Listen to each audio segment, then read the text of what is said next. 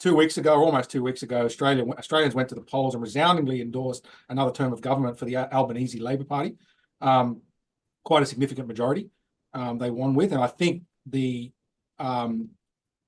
there were a lot of people projecting a minority government, but obviously that's far from the case. So what impact do you think the somewhat stabilized inflation rates combined with talk of interest rate cuts had on the outcome of this election? And do you also think that anti-Trump sentiment played into the hands of the incumbent government, with Australians seeking stability and transparency in terms of economic and social policy?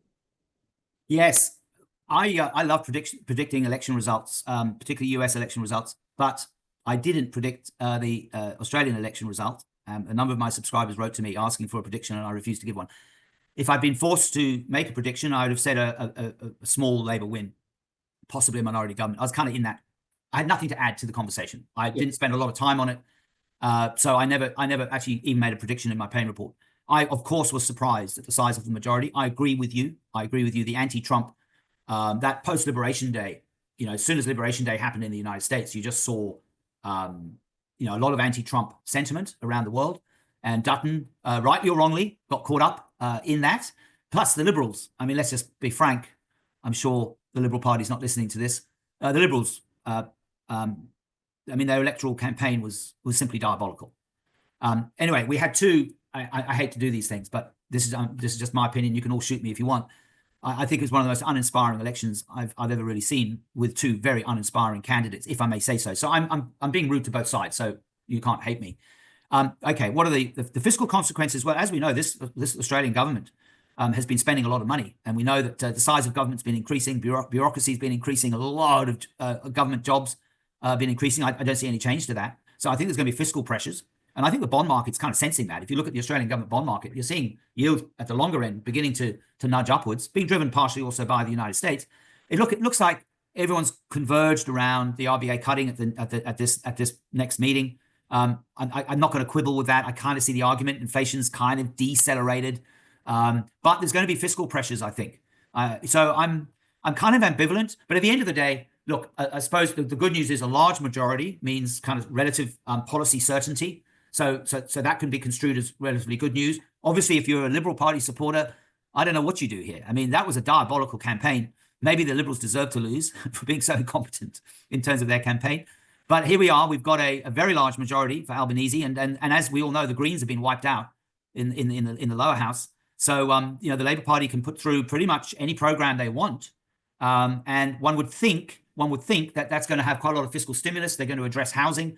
They made this pledge to increase affordable housing. I think the numbers are quite large on that front, and there's other elements of fiscal spending. So I think Michelle Bullock at the RBA will be looking at this and going, "Whoa, hang on a minute." That she was already a little bit critical about excessive fiscal stimulus. And now she's going to say, well, they've got the mandate now to continue that fiscal stimulus. And I think that's what the Australian government bond market is picking up. So I wouldn't get too carried away celebrating the size of the majority that the Labor Party has, purely from a bond market and fiscal policy perspective. So, yeah, I mean, it surprised me. Luckily, I didn't make a prediction. I would have predicted a Labor win, but I kind of felt it was going to be relatively small. Yeah. The size of it really, it did surprise me, Eugene. You're right.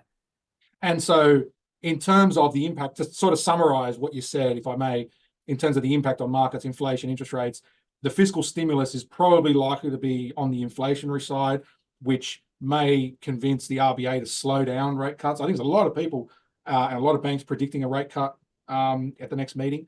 And I think the large majority perhaps may, on the one hand, you could say it empowers them to go out and do things. On the other hand, you could say, well, they've got such a good majority, they don't have to really do anything to stay in power. But by the way, I agree with you with what you said about both sides being uninspired. I've never paid less attention to an election. I think, not that I'm that political, but neither of the leaders or the parties for that matter inspire much. But stability, it is, I suppose, good to have a majority government, according to some, because it means things can get done. Right. Takes a bit of power away from the independents, in a sense, and that can be a good or a bad thing. And you touched on it being stable, because I think people think they know what to expect, given that it's the second term. So, look, swings and roundabouts, but I guess it remains to be seen. Probably more inflationary than a Liberal government would be, which means we may not get the sort of aggressive cut rates that some are predicting 100 basis points by the end of the year. which I think is pretty optimistic, but we'll see. We'll see. Yeah, I would agree with your assessment there, Eugene. I do think the RBA cuts at the next meeting. We've got one in May, haven't we? We've got one this month, I think. Yeah.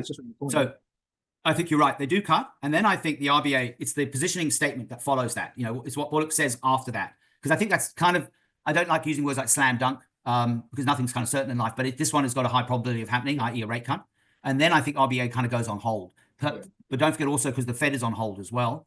And so I think the RBA will be waiting to see the kind of fiscal agenda and the kind. I think that the RBA is keeping quite a close eye on the bond market as well, the long end of the curve, which is basically saying there's some upward pressure there. So yeah, I pretty much agree with the way you've just described the RBA and the path forward. I at this point wouldn't see 4 further rate cuts. We've had one. We get another one this month. I don't see significant further rate cuts, actually. I think there's going to be more of an extended pause in terms of monetary policy.